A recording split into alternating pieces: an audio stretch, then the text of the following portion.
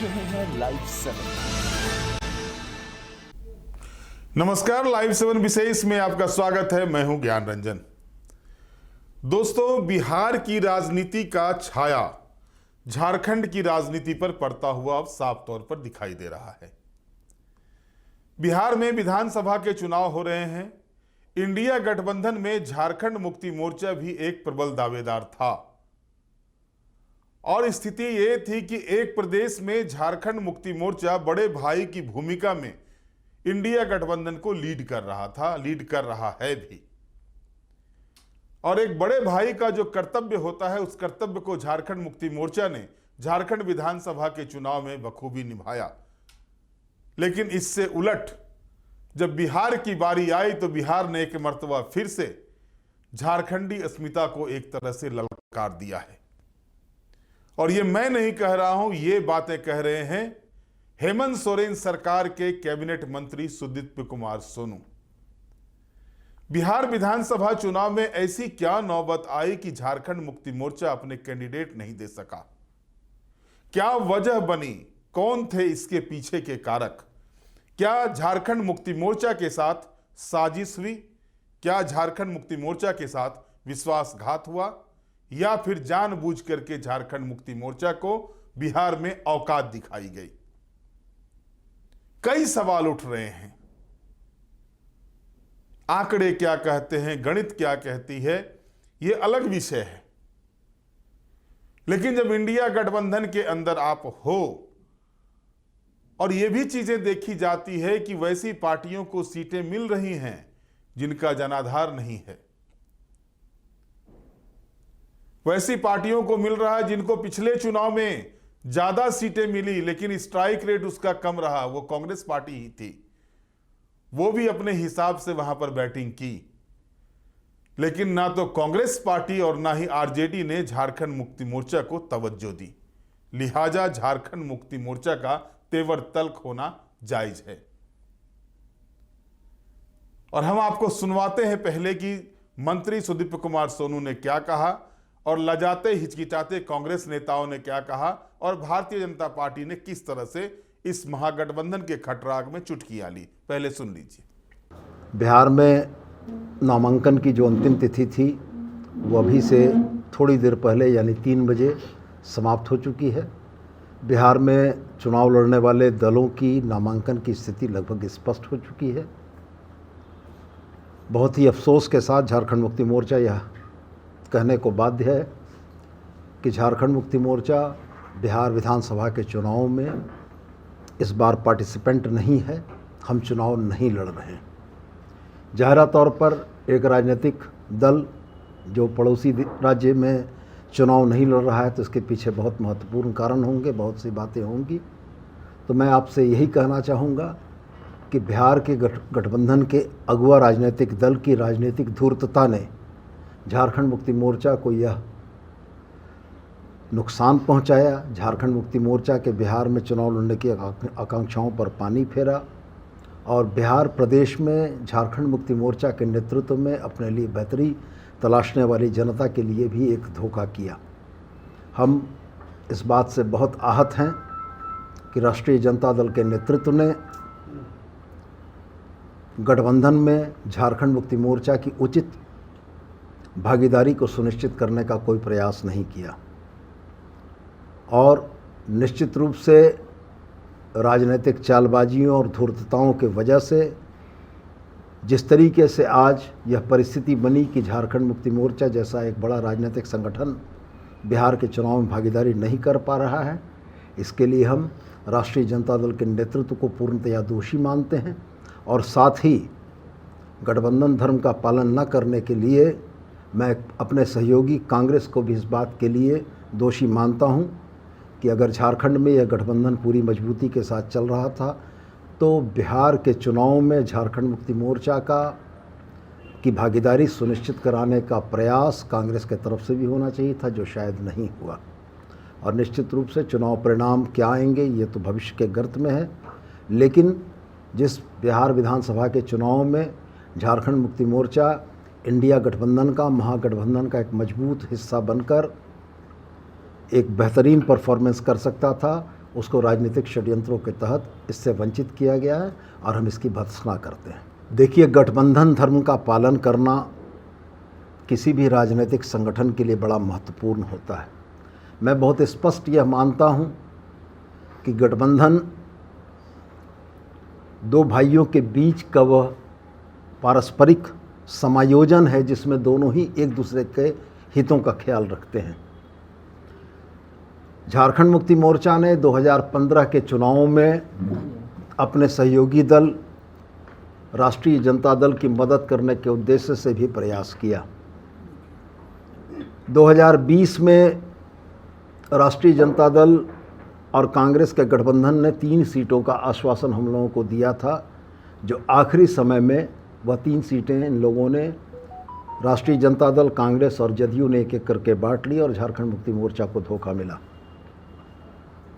हम अपनी बात अगर कहते हैं तो हमने बताया कि 2015 के चुनाव में भी हमने राजद को मदद की थी।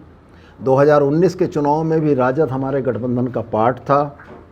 2019 के चुनाव में राजद का एकमात्र विधायक सत्यानंद भोक्ता जीते थे, जिसको गठबंधन धर्म का पालन करते हुए हेमंत सोरेन जी ने 5 वर्षों तक मंत्री बनाकर रखा। 2019 के चुनाव के बाद 2024 का चुनाव आया। 2024 के चुनाव में गठबंधन धर्म का पालन करने के लिए झारखंड मुक्ति मोर्चा ने कांग्रेस, राजद और वाम दलों को समायोजित किया। चुनाव के परिणामों के बाद सरकार बनाने की बारी आई तो 4 सीटें होने के बाद भी राजद को हम लोगों ने एक बर्थ दी, जो कि हमारे एक मंत्री हैं। मैं ये बातें तमाम इसलिए आपको दोहरा रहा हूँ कि झारखंड मुक्ति मोर्चा ने बड़ी सदाशयता के साथ गठबंधन धर्म का पालन किया। इसके बदले बिहार की राजनीति में 2025 में जो धोखा हम लोगों को मिला है, ये निश्चित रूप से झारखंडी भावना को आहत करने वाला है। और मैं आपके सामने बड़े स्पष्ट रूप से यह कहता हूँ कि झारखंडी चेतना को दिया हुआ धोखा झारखंड की मानसिकता और झारखंड के लोग नहीं भूलते हैं। हम निश्चित रूप से प्रतिकार करेंगे और हम निश्चित रूप से उनको यह बताएंगे कि झारखंड मुक्ति मोर्चा एक बड़ी ताकत है, इस देश के आदिवासियों की एक मजबूत आवाज़ है, और अगर इस देश के आदिवासियों की उस मजबूत आवाज़ को दबाने की कोशिश की गई है तो निश्चित रूप से इसका खामियाजा उन तमाम लोगों को भुगतना पड़ेगा। देखिए, पिछले 15 दिनों में झारखंड मुक्ति मोर्चा ने बिहार चुनाव के संदर्भ में अलायंस पे सीटों पर इतनी बार यू टर्न किया है कि मुझे लगता है झारखंड मुक्ति मोर्चा को अपना नया नाम रख लेना चाहिए, झारखंड मुक्ति मोर्चा यू, और यू का जहां अर्थ यू टर्न हो। अब इन्होंने घोषणा की थी शुरू में कि 16 सीटों पर लड़ेंगे, यू टर्न मारा, 12 सीटों पर आ गए। फिर इनके मंत्री और इनके नेता गए बिहार में, तेजस्वी यादव से बातचीत की, बातचीत आगे बढ़ी। फिर खबरें आई मीडिया में कि 3 सीट पर जेएमएम राजी हो गया, लेकिन तेजस्वी जी और कांग्रेस ने इनको ठेंगा दिखा दिया और इन्होंने घोषणा की फिर से यू टर्न मारते हुए रांची में प्रेस कॉन्फ्रेंस करके कि हम 6 सीटों पर चुनाव लड़ेंगे। नॉमिनेशन का समय खत्म हो गया, इन्होंने फिर से यू टर्न मारा और एक भी सीट पर नॉमिनेशन नहीं किया। अब कह रहे हैं कि हमारे साथ राजनीतिक मक्कारी हुई, पीठ में छुरा भोंका गया। तो हम तो जेएमएम से सिर्फ इतना जानना चाहेंगे, जो इनके पीठ में खंजर भोंकता है, जो राजनीतिक मक्कारी करता है, उसके साथ ये झारखंड में अलायंस में किस मजबूरी में है? क्या सिर्फ सत्ता का लोभ इतना ज्यादा है मुख्यमंत्री जी को कि वो सत्ता के लोभ के चलते अपने शत्रुओं को भी नहीं पहचान पा रहे हैं, खास करके राजनीतिक शत्रुओं को जिन्होंने इनके पीठ में खंजर भोंका है? जेएमएम सिर्फ और सिर्फ एक प्रेशर टैक्टिक्स के लिए कह रहा है कि अलायंस की समीक्षा करेगी। साहब, ये सत्ता के लोभ में कुछ नहीं करेंगे, झारखंड में स्थिति वही रहेगी। देखिए, कांग्रेस लगातार गठबंधन के लिए हमेशा हम त्याग करते रहे हैं। हम यह चाहते हैं कि गठबंधन पूरी मजबूती के साथ तैयार हो, क्योंकि लड़ाई लोकतंत्र को बचाने की है, संविधान को बचाने की है।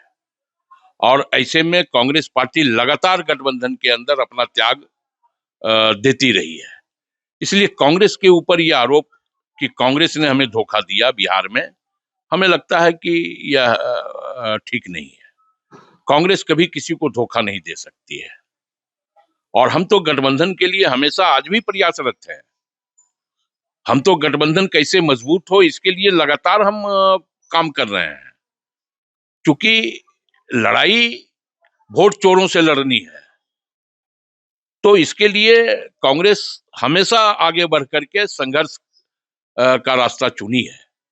तो ऐसे में कांग्रेस के ऊपर ये आरोप नहीं लग सकता है। तो आपने सुना, सुदीप कुमार सोनू ने सीधे तौर पर कहा झारखंडी झुकने वाले नहीं हैं, इसका प्रतिकार होगा, हमारे साथ विश्वासघात किया गया है, धोखा दिया गया है। पहले तो वो आरजेडी का नाम ले रहे थे, लेकिन बाद में उन्होंने कहा कि कांग्रेस भी इसमें समान भागीदारी है, कांग्रेस पार्टी की भी। कांग्रेस पार्टी ने इसमें हस्तक्षेप क्यों नहीं किया? अगर तेजस्वी यादव को इंडिया गठबंधन को आगे बढ़ाने के लिए उनको नेतृत्व सौंपा गया था, बातचीत के लिए, गठबंधन के लिए, तो फिर आखिरकार झारखंड मुक्ति मोर्चा के लिए कांग्रेस पार्टी ने भी क्यों नहीं आवाज उठाई? सवाल जायज है।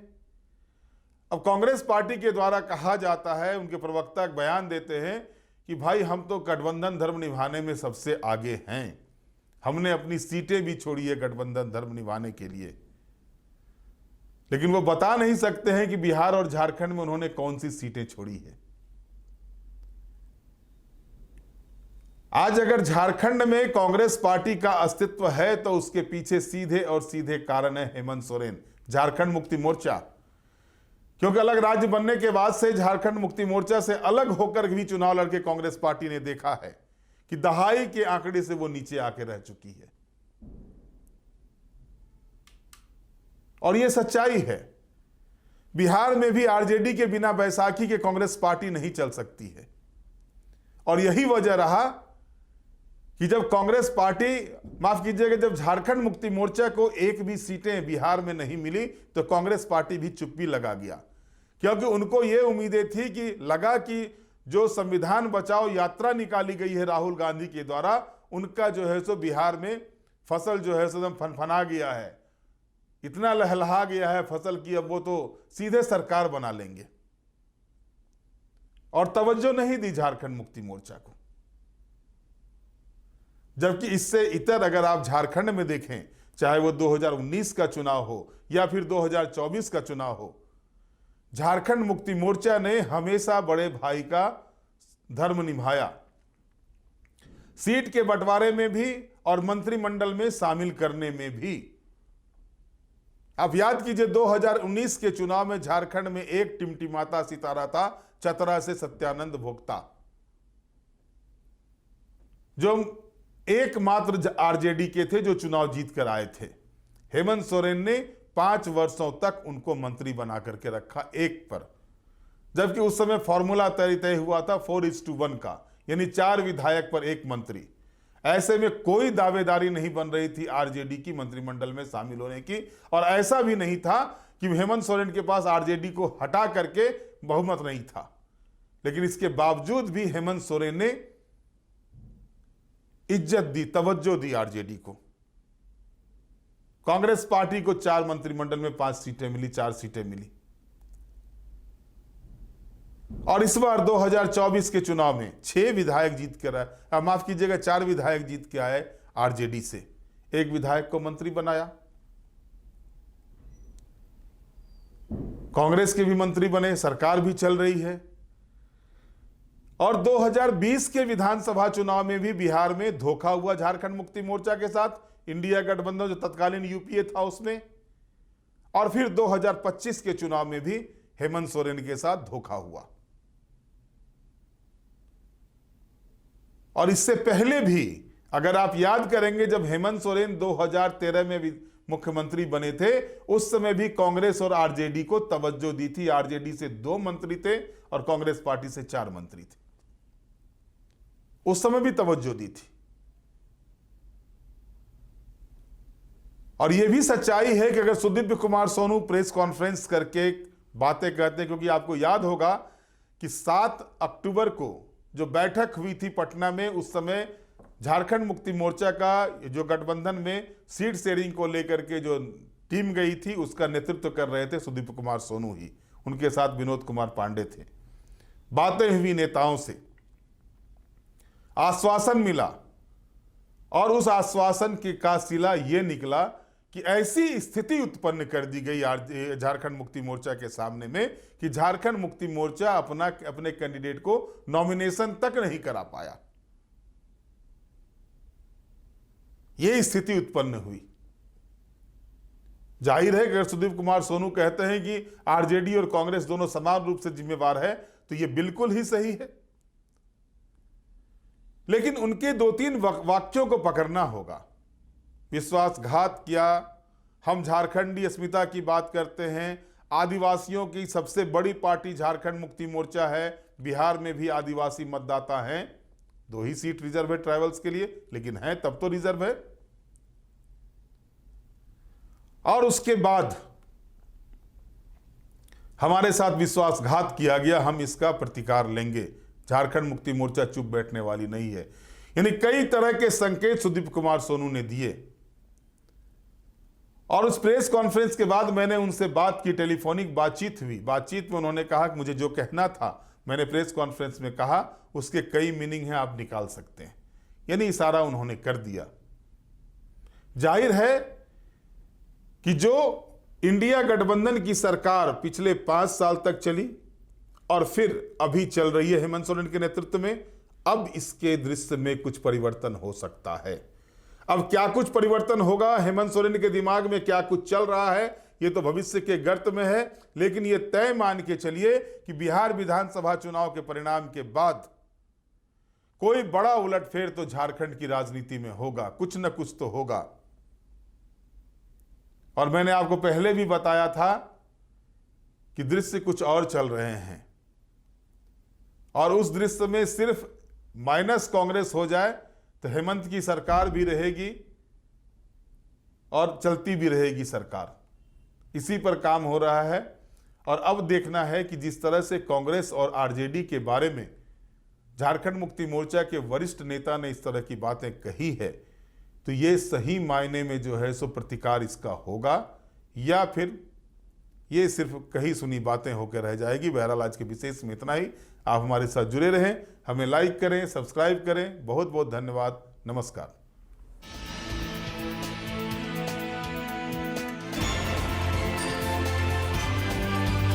आप देख रहे हैं लाइव 7।